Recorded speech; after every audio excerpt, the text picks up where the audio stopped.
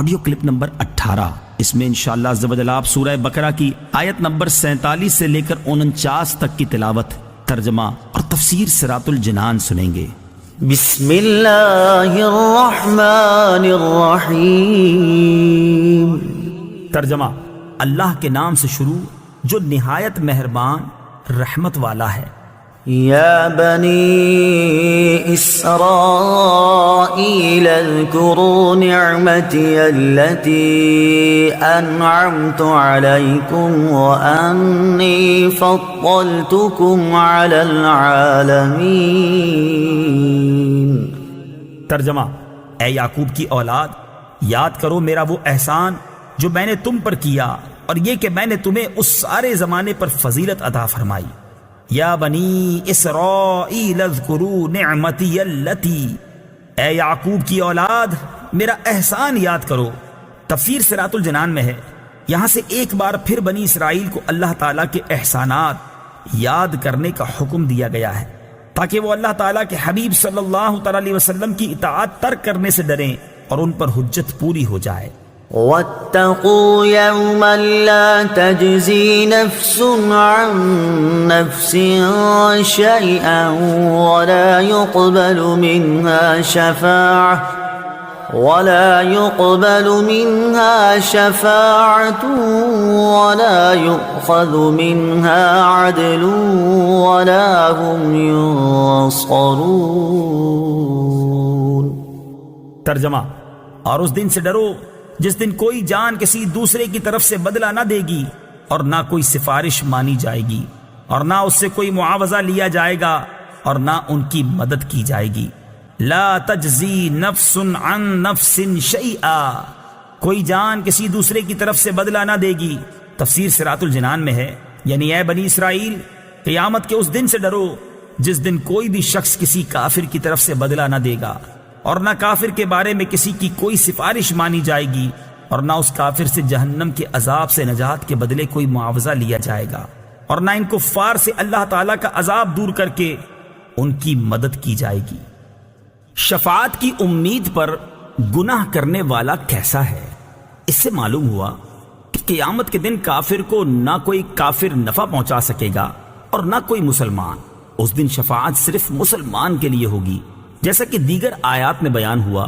البتہ یہ بات یاد رکھنی چاہیے کہ شفاعت کی امید پر گناہ کرنے والا ایسا ہی ہے جیسے اچھے ڈاکٹر کے مل جانے کی امید پر کوئی زہر کھا لے، یا ہڈیوں کے ماہر ڈاکٹر کے ملنے کی امید پر گاڑی کے نیچے آ کر سارے بدن کی ہڈیاں توڑوا لے۔ وَإِذْ نَجَّيْنَاكُمْ مِنْ آلِ فِرْعَوْنَ يَسُومُونَكُمْ سُوءَ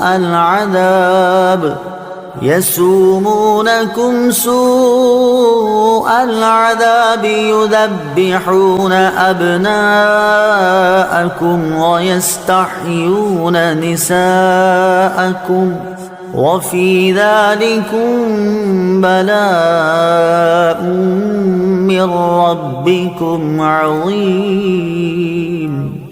ترجمہ، اور یاد کرو جب ہم نے تمہیں فرعونیوں سے نجات دی جو تمہیں بہت برا عذاب دیتے تھے، تمہارے بیٹوں کو ذبح کرتے تھے اور تمہاری بیٹیوں کو زندہ چھوڑ دیتے، اور اس میں تمہارے رب کی طرف سے بڑی آزمائش تھی۔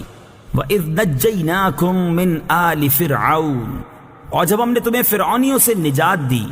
تفسیر صراط الجنان میں ہے، اس سے پہلی آیات میں بنی اسرائیل پر کی گئی نعمتوں کا اجمالی طور پر ذکر ہوا، اور اب یہاں سے ان نعمتوں کو تفصیل کے ساتھ بیان کیا جا رہا ہے۔ چنانچہ ارشاد فرمایا کہ اے بنی اسرائیل، میری وہ نعمت یاد کرو کہ جب ہم نے تمہیں فرعون کی پیروی کرنے والوں سے نجات دی جو تمہیں بہت برا عذاب دیتے تھے۔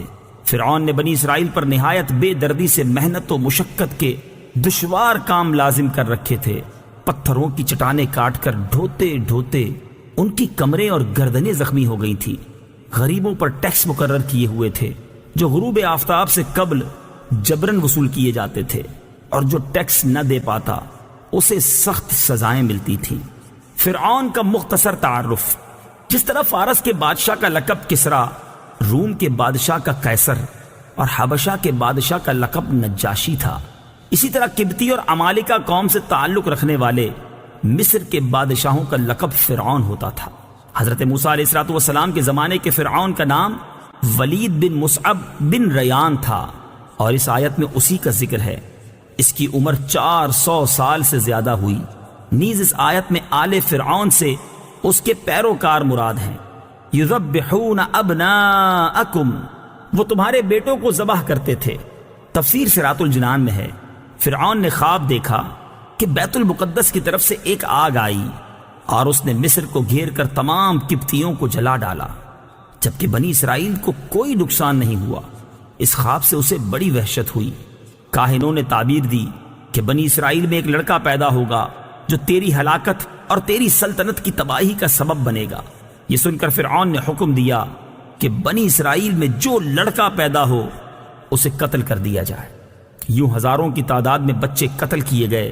قدرت الہی سے اس قوم کے بوڑھے جلد مرنے لگے تو قبطی سرداروں نے گھبرا کر فرعون سے شکایت کی کہ ایک طرف بنی اسرائیل میں موت کی کثرت ہو گئی ہے اور دوسری طرف ان کے بچے بھی قتل کیے جا رہے ہیں۔ اگر یہی صورتحال رہی تو ہمیں خدمتگار کہاں سے ملیں گے؟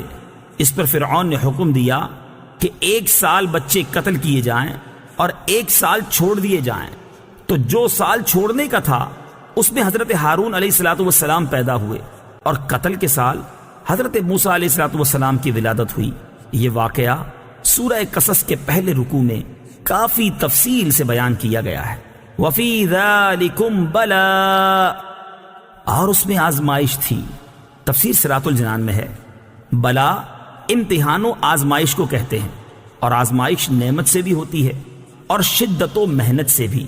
نعمت سے بندے کی شکر گزاری اور محنت و مشقت سے اس کے صبر کا حال ظاہر ہوتا ہے۔